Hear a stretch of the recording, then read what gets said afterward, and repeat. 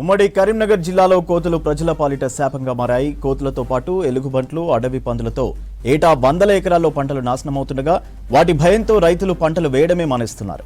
ఉమ్మడి జిల్లాలో 240కి పైగా గ్రామాల్లో కోతుల బెడద ఉన్నట్టు అధికారులు గుర్తించారు. గ్రానైట్ తవ్వకాలతో పాటు అడవుల విధ్వంసంతో వనాల్లో ఉండాల్సిన వానరాలు జనాల్లోకి వచ్చాయి. కోతుల భయానికి కూరగాయలతో పాటు వేరుశెనగ, మొక్కజొన్న, కందులు, పెసర్లు, మినుములు లాంటి పంటలు వేయలేకపోతున్నారు రైతులు. ఆరుతడి పంటలకు డిమాండ్ ఉన్నా కోతుల భయంతో సాగుకు ముందుకు రావడం లేదు. కోతులపై కరీంనగర్ జిల్లా తిమ్మాపూర్ మండలం మన్నంపల్లి నుంచి వెంకటేష్ మరిన్ని డీటెయిల్స్ అందిస్తారు. కరీంనగర్ జిల్లాలో కోతుల బిడద ప్రజల్ని కంటి మీద కొనుక్కు లేకుండా చేస్తుంది. ఎక్కడి నుంచి వస్తున్నాయో ఎలా వస్తున్నాయో తెలియదు కానీ ఊర్లన్నీ కూడా కోతుల మయంగా మారిపోయింది. ఈ వానరాల బెడదకు ఇండ్లలో ప్రజలు ఉండలేకపోతున్నారు. అదేవిధంగా పంట పొలాలు కూడా నాశనం చేస్తున్నాయి. చూడొచ్చు, మనం ప్రజెంట్ తిమ్మాపూర్ మండలం మన్నెంపల్లి గ్రామానికి వచ్చినాం. ఈ గ్రామంలోని ఒక ఇంటి దగ్గర కోతులు ఎట్లా సంచరిస్తున్నాయో చూడొచ్చు. మనకు ఇట్లాంటి కోతులు ఈ ఊరి నిండా వేల సంఖ్యలో ఉన్నాయి. ఈ గ్రామస్తుల్ని కంటి మీద కొనుక్కు లేకుండా చేస్తున్నాయి. అదేవిధంగా ఇల్లు వీకి పందిరేసినట్టుగా గూన పెంకులు వీకేస్తున్నాయి. తర్వాత పంట పొలాలు నాశనం చేస్తున్నాయి. ఇట్లా మనకు ఇండ్ల నుంచి బయటకు వచ్చి రావాలంటే కూడా వాళ్ళు భయపడే పరిస్థితి. కోతులు పోయేదాకా ఇంట్లో బయటకు రాలేరు. బయట నుంచి ఎవరైనా వచ్చినా లోపలికి పోలేని పరిస్థితి ఉంది. ఈ ఊర్లో ఈ వానరాల బెడదతోటి జనాలు ఎట్లాంటి అవస్థలు ఎదుర్కొంటున్నారో వాళ్ళను అడిగి తెలుసుకుందాం. అదేవిధంగా పంట పొలాలు నాశనం చేయడంతో ఈ ఒక్క ఊరే కాదు, మొత్తం కరీంనగర్ జిల్లా వ్యాప్తంగా దాదాపు 245 గ్రామాల్లో కోతుల బెడద ఉన్నట్లుగా అధికారులు గుర్తించారు. కోతుల గురించి ఎట్లా ఇబ్బందులు పడుతున్నారో తెలుసుకునేందుకు ఈ గ్రామానికి చెందిన కొంతమంది రైతులు ఉన్నారు. అన్న, ఏంది ఇంతగా ఉన్నాయి మీ ఊళ్ళో కోతులు? ఎక్కడికి వచ్చినాయి? మా దగ్గర ఇక్కడ లేని ఇదివరకు కొంచెం తక్కువ ఉండే, ఇప్పుడు మాత్రం చాలా ఎక్కువ ఉన్నాయి. దాదాపు వేలకే ఉన్నాయి. వరి పంటలు, టమాటా, మొక్కజొన్న, మన ఇంటి దగ్గర అయితే గూనె పెంకలు ఊడవేకి ఎక్కడికక్కడ మొత్తం మందిని కరుసుడు, జనాలు ఇంట్లోకి పోకుండా బయటికి రాకుండా జనాల ముంగటిని మొత్తం ఆడు ఏదన్నా బెదిరిస్తే వాటి మీద కరుసుడు చాలా ఇబ్బందికరంగా ఉంటుంది. మరి చూస్తే మనుషుల కంటే కోతులు ఎక్కువ ఉన్నట్టు నిజమే? ఎక్కువనే ఉన్నాయి. ఎంత జనాభా? జనాభా మాకంటే అవే ఎక్కువ ఉన్నాయి. ఇటు పోగులపల్లె అటు బాగానే ఉన్నాయి. ఇటు మన నల్గొండ గుట్ట దిక్కు అటు సైడ్ బాగానే ఉన్నాయి. ప్రతి ఒక్క కోతిలేనైతే వాడలేదు. కానీ తెల్లారి పాలకు వాళ్ళు చిన్న పొలాన్ని కూడా పాలకు తీసుకురాగా కూడా మీరేగా వాడి పరిస్థితి. ఒక పొల్ల ఇట్లా చేయి సంచి పట్టుకొని అట్లా మూట వరకుల సమానం కొనుక్కొని వస్తారు. ఆ మూట గుంజుకొని బుడ్డకెళ్ళే గుంజుకొని పోయింది సార్ పరిస్థితి.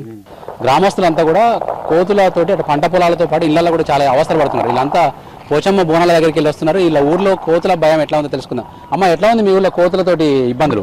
కోతులు మస్తు మందిని కడుతున్నాయి, ఇబ్బంది పెడుతున్నాయి. కోతులు ఎప్పుడు తలుపులు వేసుకున్నాడే ఇంట్లో. గడిచిందంటారు మీరు మిమ్మల్ని? ఏం లేదండి, మస్తు ఇబ్బందులు ఉన్నాయి మా విలేజ్ లో. ఈ కోతుల సమస్య ఎప్పటి నుండే ఉంటుంది. ఏం పంటలు వత్తలేవు, రైతులకు కూడా మస్తు నష్టం ఉన్నది. అన్ని కూరగాయలు ఏది పెట్టినా అన్ని అవి బంద్ చేసిరు. పొలాలు పెట్టుకున్నా కూడా పొలాలను కూడా తీసేస్తారు. కొట్టబోతే మీ ఊరికి రావా? అయ్యో, పెద్ద పందులో ఊరికొస్తాను. ఏం చేయమంటాను మమ్మల్ని? అవి ఎవరు పట్టింపే చేస్తలేరు. ఏం చేయమంటాను? సర్పంచ్ పట్టుకుంటారు అంజనా?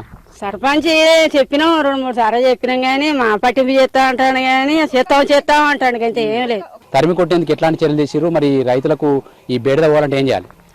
గతంలో మేము కోతులు పట్టియడానికి గ్రామస్తులు అందరం కలిసి కోతులు పట్టించడం జరిగింది. నేను సర్పంచ్ అయిన తర్వాత కూడా గ్రామంలో కొన్ని కోతులు పట్టించడం జరిగింది. పట్టించినా కూడా ఎందుకంటే గుట్టకున్న గ్రానైట్ల వల్ల, క్రోరీల వల్ల చాలా ఇబ్బందులు ఏర్పడి చెప్పి ఒకప్పుడు టమాటా కానీ, పల్లికాయ కానీ, మక్క కానీ, కందులు కానీ, పెసరు కానీ వివిధ రకాలైన పంటలు వేసుకునేది ఉండే. ఆ పంటల పైన కోతులు దాడి చేస్తే ఇది అది ఒక్కటి పరిష్కారం కాదని ఇప్పుడు వరి చేసుకుంటే వరి కూడా పొట్టలు కూడా వీకడం, వరిని చింపేయడం, పొట్టు చేసి వరి కూడా పండించని పరిస్థితులలో రైతులు 24 గంటలు కావలు కాసినా కూడా ఆ పొలం దగ్గర ఉన్నా కూడా గుంపులుగా వచ్చి మరి పందుల కంటే ఎక్కువ కోతులు కూడా తయారైపోయి ఇబ్బంది పెడుతున్నాయి. రైతులు విభేదమైన కష్టాలు పడుతున్నారు. ఈ యొక్క కష్టాలను అర్థం చేసుకోనికి గత ప్రభుత్వానికి కూడా విజ్ఞప్తి చేయడం జరిగింది. ఈ ప్రభుత్వానికి కూడా వెంటనే కోతులను పట్టించే పరిష్కారం చేస్తూ, లేకపోతే కుటుంబ నియంత్రణ చేస్తా అన్నారు. ఏదో రకంగా కోతులను పట్టించే కార్యక్రమం చేస్తూ రైతులను కాపాడడానికి ప్రభుత్వాలు తక్షణమే చర్యలు చేపట్టాలని చెప్పి, రైతులను ఆదుకోవాలని చెప్పి నేను మాజీ తాజా సర్పంచ్గా రాష్ట్ర ప్రభుత్వానికి, కేంద్ర ప్రభుత్వానికి విజ్ఞప్తి చేయడం జరుగుతుంది. ఇప్పుడు ఈ వరికి సంబంధించి మొత్తం ఇట్లా సగం కొరికేయడం ఇట్లా చేస్తా ఉన్నాయి కోతులన్నీ కూడా. మరో రైతున్నారు, మీరేమేమి పంటలు వేసిరు? ఎట్లా ఉంది పరిస్థితి? మేము కూడా అరతడి పంటలు వేసుకుందామంటే కోతుల బాధకే వశపడక అరతడి పంటలు మానేసినాం.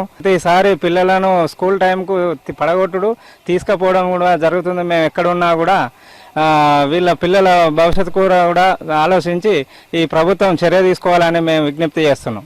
కోతులను తరిమేయడం కూడా ఎన్నికల ఎజెండాగా మారుతుంది. ఇట్లాంటి సమస్య కరీంనగర్ జిల్లా వ్యాప్తంగా కొనసాగుతుంది. వీటిని మరి ఎట్లా అలగడతారు, ప్రభుత్వం వీటి నియంత్రణకు ఎట్లాంటి చర్యలు తీసుకుంటుందన్నది వేచి చూడాల్సి ఉంది. కెమెరామెన్ కవికుమార్తో వెంకటేష్, V6 న్యూస్, కరీంనగర్ జిల్లా నుంచి.